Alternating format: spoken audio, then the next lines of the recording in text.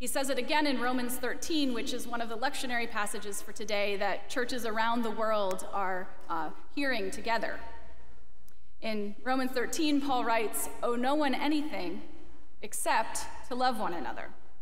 For the one who loves another has fulfilled the law. Love does no wrong to a neighbor.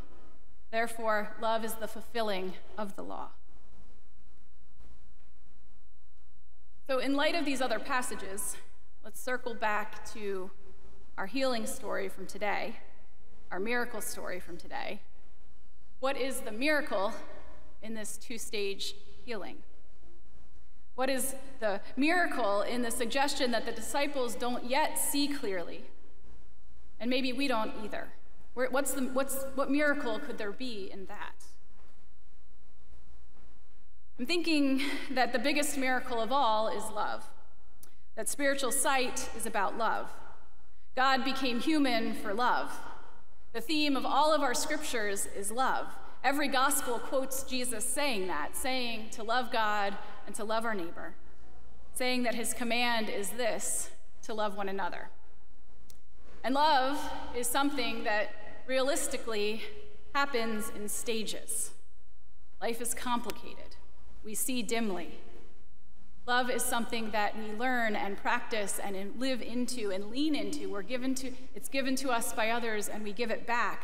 Following Jesus is a process of seeing more clearly, step by step, of allowing our eyes to be opened little by little, stage by stage. Following Jesus is a process of learning to love more wholeheartedly, and it starts in knowing just how deeply we are loved ourselves.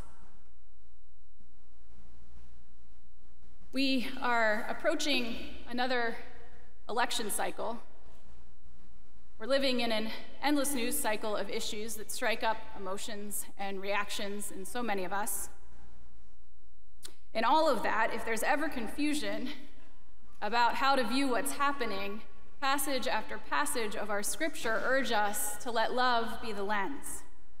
To let love be the lens through which we view other people, whether those people are vulnerable people, difficult people, people from this country or that country or this part of our own country, people who are men, people who are women, people who are trans, people with this skin color or that hairstyle.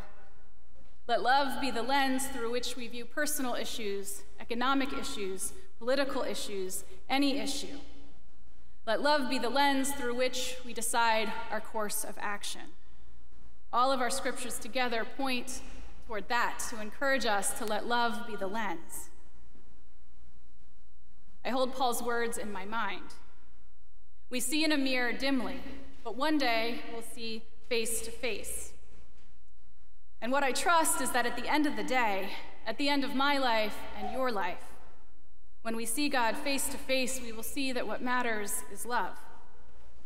God made us for love. God shows us through Jesus what love looks like and sounds like.